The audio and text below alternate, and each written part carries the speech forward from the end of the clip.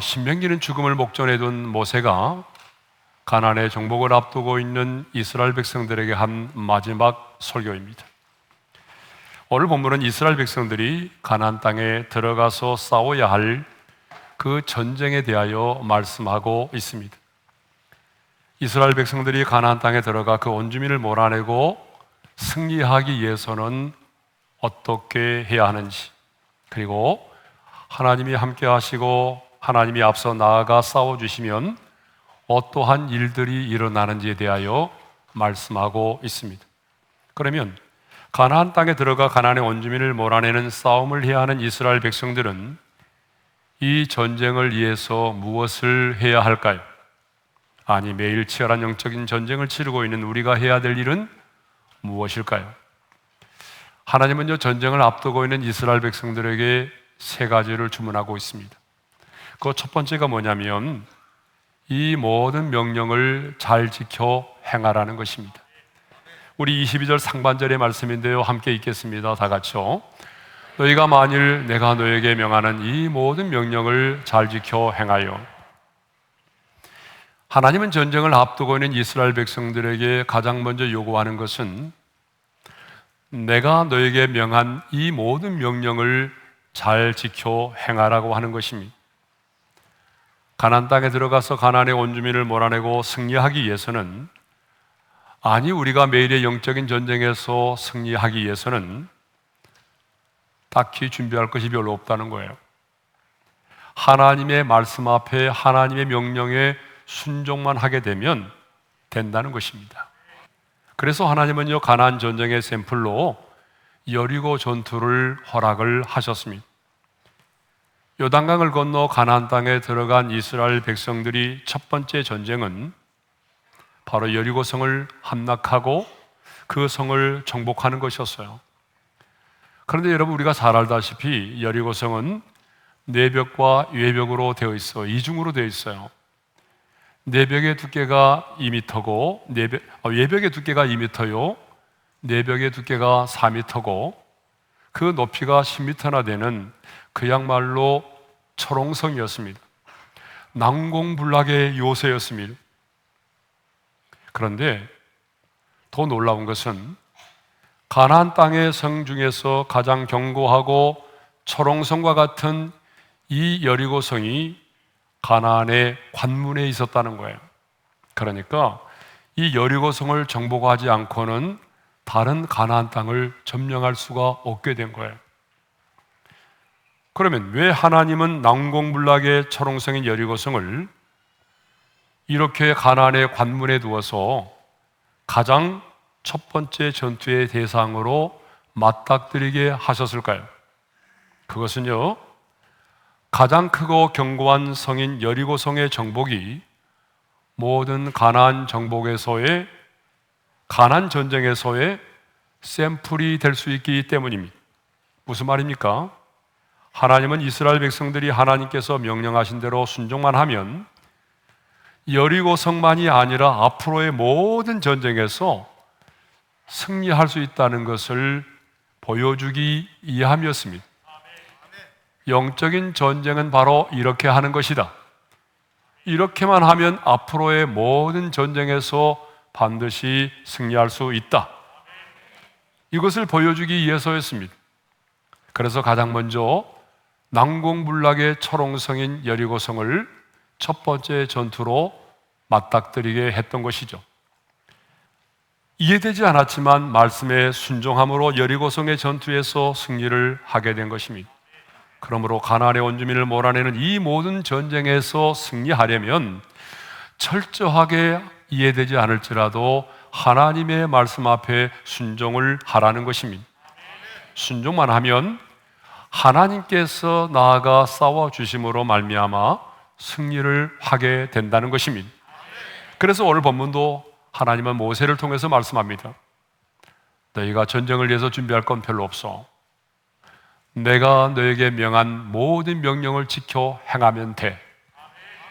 자, 두 번째로 하나님이 요구하신 것이 있어요. 그것은 너희의 하나님을 사랑하라는 것입니다. 자, 우리 22절 하반절의 말씀을 읽겠습니다. 다 같이요.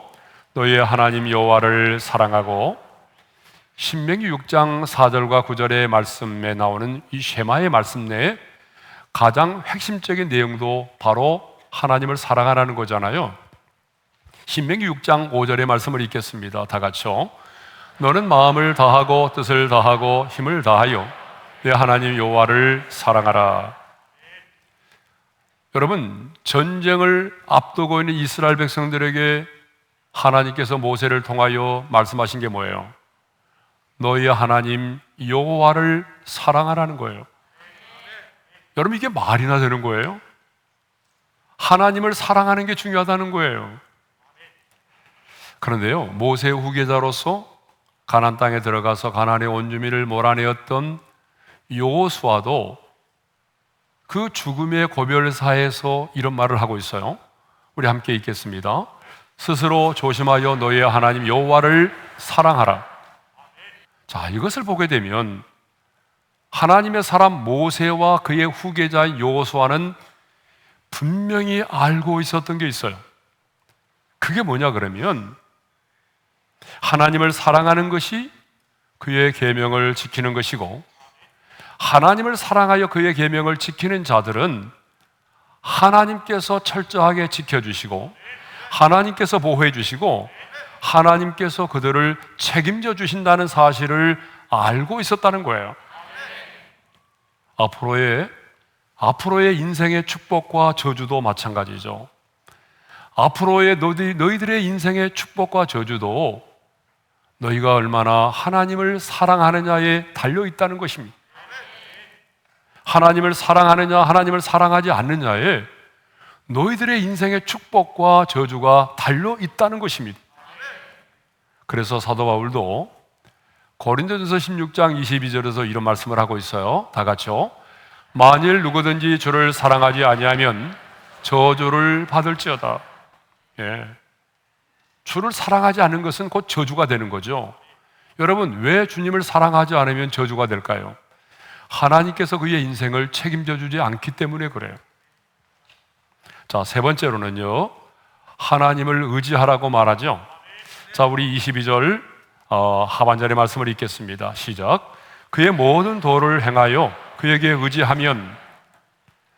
자, 전쟁을 위해서는 눈에 보이는 사람을 더 의지하지 말고, 또 군사력을 더 의지하지 말고 하나님을 의지하라는 거예요. 여러분, 왜 하나님을 의지하는 게 중요할까요? 전쟁은 하나님께 속해 있기 때문입니다. 전쟁의 승패가 하나님에게 달려있기 때문이죠. 하나님은 전쟁에 능하신 분이고 하나님께서 앞서 나가서 싸워주시면 반드시 승리할 것이기 때문입니다. 그렇다면 하나님을 의지한다는 것은 뭐죠? 하나님을 의지하라고 그랬는데, 여러분 22절 하반절의 말씀을 읽어보게 되면 이렇게 되어 있습니다. 그의 모든 도를 행하여 그에게 의지하면, 이렇게 되어 있어요. 그러니까 하나님을 의지한다는 것은 뭐예요? 그의 모든 도를 행하여 그의 모든 도를 행하는 것이죠. 하나님께서 말씀하신 바를 순종하는 거예요. 그것이 바로 하나님을 의지하는 것입니다.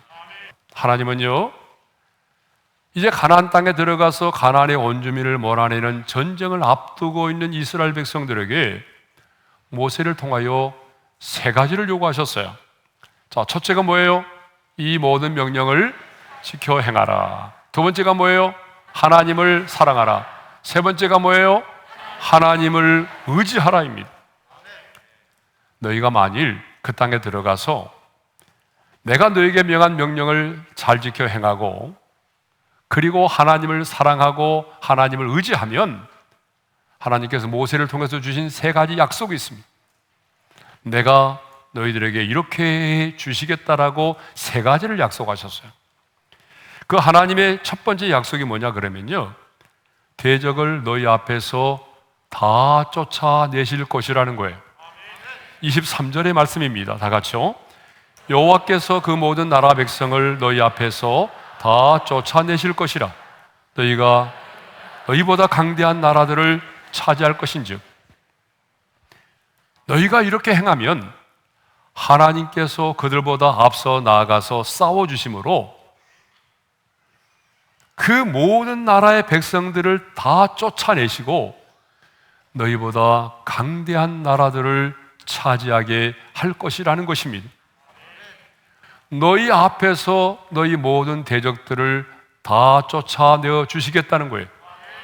아무도 은밀하게 밤중에 그렇게 하나님이 하지 않겠다는 거예요. 너희가 똑똑히 보는 그 현장 속에서 하나님이 그들을 내어 쫓아 주시겠다는 거예요. 여러분, 이것은 뭘 의미하죠? 왜 하나님은 그렇게 하실까요? 그것은 하나님이 하셨음을 분명히 하기 위해서입니다. 이 전쟁에서의 승리는 너희의 힘으로 되는 게 아니야. 내가 너희를 위하여 싸워 주었기 때문에 승리하게 된 거야. 내가 너희를 위하여 싸워 주었기 때문에 너희 대적들이 물러나고 너희보다 더 강대한 나라들을 너희가 차지하게 된 거야. 하나님이 하셨다는 사실을 더 분명히 하기 위해서입니다. 두 번째로는 지경을 넓혀주리라입니다. 24절의 말씀을 우리 함께 읽겠습니다. 다 같이요. 너희의 발바닥으로 밟는 곳은 다 너희의 소유가 되리니 너희의 경계는 곧 광야에서부터 레바논까지와 유브라데 강에서부터 서해까지라. 자, 너희가 발바닥으로 밟는 모든 것은 너희의 소유가 된다고 그랬어요. 여러분, 발바닥으로 밟는다라고 하는 것은 단순히 발로 밟고 돌아다닌다는 의미가 아닙니다. 정복한다는 의미예요. 그러면 어디까지 정복하게 될 거라고 말씀하십니까?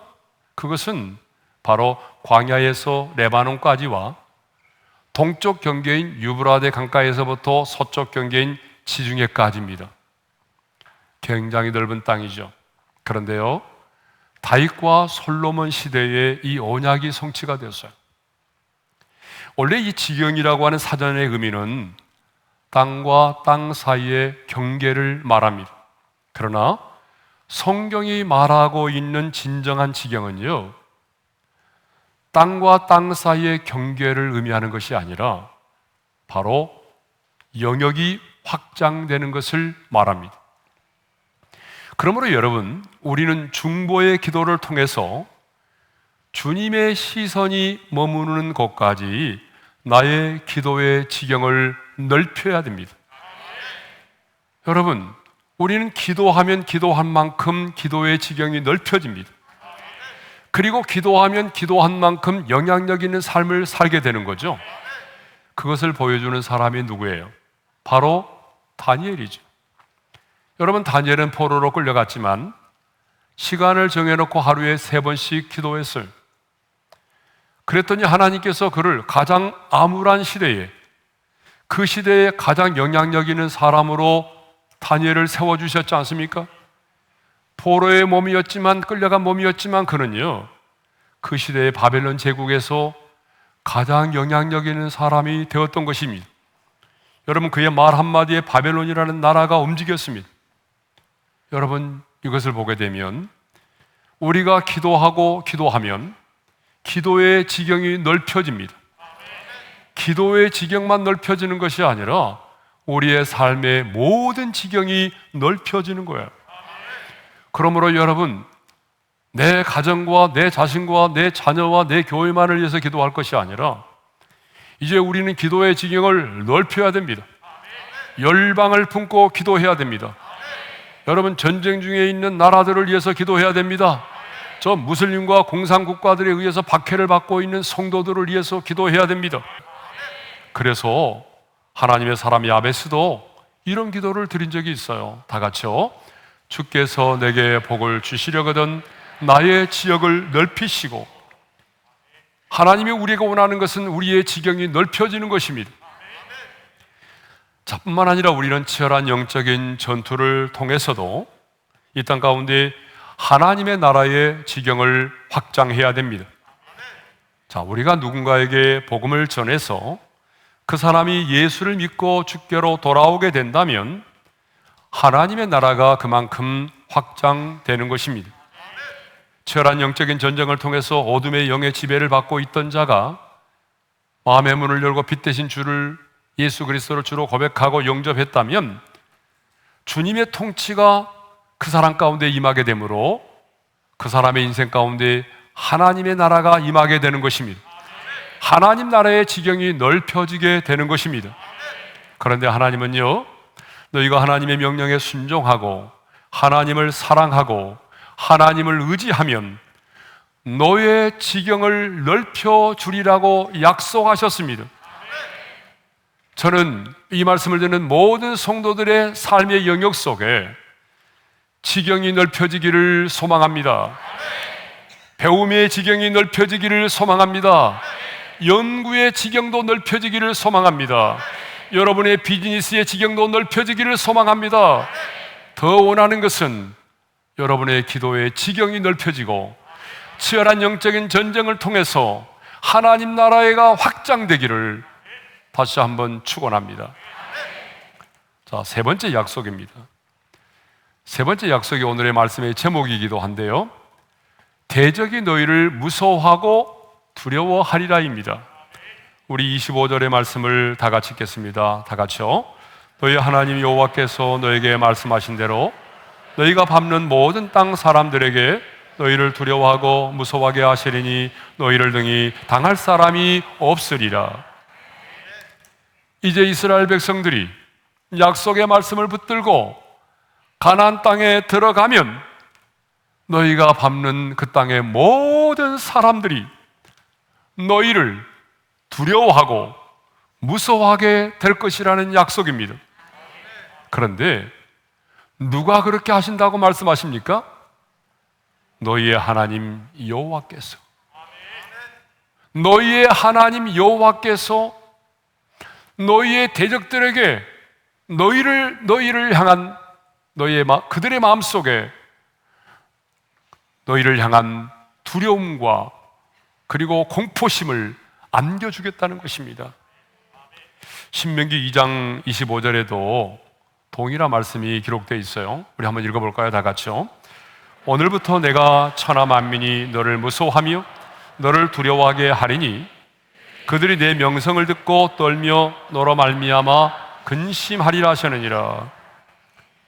하나님께서 앞서 나아가 가나안의 왕과 그 땅의 모든 사람들이 너를 두려워하고 너를 무서워하며 너로 말미암아 근심하게 할 것이라는 것입니다. 아무리 그들이 철병거로 무장했지만 이스라엘 백성들 앞에서 두려워하고 무서워하고 근심하게 된다면 여러분, 이 전쟁은 하나만 아니겠습니까? 전쟁은 하나만 하죠. 아무리 그들이 난공불락의 여리고성 안에 머물러 있다고 할지라도, 그들이 철병거로 무장하였다고 할지라도 하나님께서 그들의 마음속에 이스라엘 백성들을 향한 그 두려움과 그 무서움과 그리고 그 근심을 갖게 했다고 한다면 이 전쟁은 하나만 하죠. 그래서 하나님이 이렇게 말씀하십니다. 너희를 능히 당할 사람이 없으리라. 이 말씀을 우리 한번 크게 외쳐볼까요? 다 같이요. 너희를 등이 당할 사람이 없으리라. 여러분 아멘입니까? 예, 너희를 등이 당할 사람이 없다는 거예요. 그런데 신실하신 하나님은 이 약속의 말씀대로 그렇게 하셨습니다. 가나안의 정복에 앞서서 2명의 정탐꾼이 여리고성에 들어갔잖아요. 그때의 기생 라합이 그 2명의 정탐꾼들을 숨겨주었는데, 그때의 기생 라합이 여리고성 사람들이 지금 어떤 마음을 가지고 있는지를 알려주었어요. 이렇게 말했습니다. 읽겠습니다. 다 같이요. 우리가 듣자 곧 마음이 녹았고 너희로 말미암아 사람이 정신을 잃었나니 너희 하나님 여호와는 이로는 하늘에서도 아래는 땅에서도 하나님이시니라. 이스라엘 백성들이 이곳을 향하여 온다는 소식을 듣자마자 난공불락의 여리고성 사람들이 어떤 마음을 가졌다는 거예요? 우리들의 마음이 녹았고 너희로 말미암아 정신을 잃어버렸대요. 홍해를 가르신 하나님, 요단 동편의 왕들을 물리치신 상천하지 하나님이, 그 전능하신 하나님이 함께 하시는 이스라엘 백성들이 지금 이곳을 향하여 온다는 소식을 들었을 때에 여리고성의 사람들의 마음이 녹아버렸대요. 정신을 잃어버렸대요. 얼마나 두려웠던지. 그런데요, 여리고성 사람들만이 아닙니다. 여호수아 5장을 보게 되면 가나안 땅의 모든 왕들 역시 하나님이 함께 하시는 이스라엘 백성들이 온다는 소식을 듣고 마음이 녹았고 정신을 잃어버렸다라고 기록하고 있어요. 여호수아 5장 1절의 말씀을 읽습니다. 시작. 요단 서쪽의 아모리 사람의 모든 왕들과 해변의 가나안 사람의 모든 왕들이 여호와께서 요단의 물을 이스라엘 자손들 앞에서 말리시고 우리를 건너게 하셨음을 듣고 마음이 녹았고 이스라엘 자손들 때문에 정신을 잃었더라. 아멘. 가나안의 모든 왕들이, 전능하신 하나님이 함께 하시는 그 이스라엘 백성들이 지금 우리에게 오고 있다는 소식을 듣고 마음이 녹았고 정신을 잃어버렸대요. 여러분, 얼마나 두려웠으면 마음이 녹았다는 표현을 쓰고 정신을 잃어버렸다고까지 말하겠어요. 혼비백산했다는 거죠. 그렇습니다, 여러분. 우리가 하나님을 의지하여 믿음으로 순종하여 나아가면 하나님께서 우리보다 앞서 나아가서 우리를 위하여 싸워주심으로 우리의 대적들의 마음에 두려움과 불안과 근심을 갖게 만들어준다는 것입니다. 그래서 처음에는 그들이 우리를 조롱하고 대적했을지라도 나중에는 그들이 도리어 하나님의 사람인 우리로 인하여 두려워하게 되고 근심하게 된다는 것입니다. 그래서 예레미야 선지자도요, 예레미야 20장 4절에서 이렇게 말씀했어요. 읽겠습니다. 여호와께서 이와 같이 말씀하시되 보라, 내가 너와 내 모든 친구에게 두려움이 되게 하리니, 예, 그들이 그들의 원수들의 칼에 엎드러질 것이요. 예. 여러분 곁에 있는 친구도 어느 한순간에 나로 인해서 두려워 떨게 된다는 것입니다. 왜 우리의 대적이 우리를 두려워하고 무서워할까요? 여러분 생각해 보셨어요? 왜 우리의 대적이 우리로 인하여 두려워 떨고 그리고 우리를 무서워할까요? 그리고 우리를 인하여 근심할까요? 그것은 우리가 싸워야 될 대적보다 저와 여러분이 강하기 때문입니까? 결코 아닙니다. 여러분, 우리가 강해서가 아니에요. 우리는 여전히 질그릇과 같은 존재입니다. 우리는 약해요. 그러나 하나님이 우리와 함께 하시면, 하나님이 우리보다 앞서 나아가서 우리를 위하여 싸워주시면 여러분, 놀라운 역전이 일어나는 거죠. 우리는 세상에 감당할 수 없는 강한 자가 되는 것입니다. 우리 자신이 강한 자이기 때문이 아니라 우리 안에 계신 그 주님이 우리와 함께 하시기 때문에 세상에 감당할 수 없는 자가 되는 것입니다. 이것이 기독교의 역설이죠. 그래서 성도는 약할 때 강한 자가 되는 것입니다. 그러므로 여러분, 영적 전쟁의 현장에서 두려워하지 마십시오. 두려워할 자는 저와 여러분이 아닙니다. 우리의 원수, 우리의 대적입니다. 너는 두려워하지 말라는 거예요. 내가 너희의 원수를 두려워하게 만들었다는 거예요. 두려워할 자는 저와 여러분이 아닙니다. 두려워할 자는 바로 우리 앞에 있는 우리의 대적입니다. 그러므로 믿음의 눈을 떠서 나와 함께 계신 주님을 바라보시기를 바랍니다. 그러니까 우리가 즐겨 부르는 찬양의 가사처럼 주님을 신뢰하고 주님을 의지함으로, 주님이 주시는 담대함으로 큰 소리 외치며 나아가십시오. 그들이 지금 여러분을 무서워하고 두려워하고 있습니다.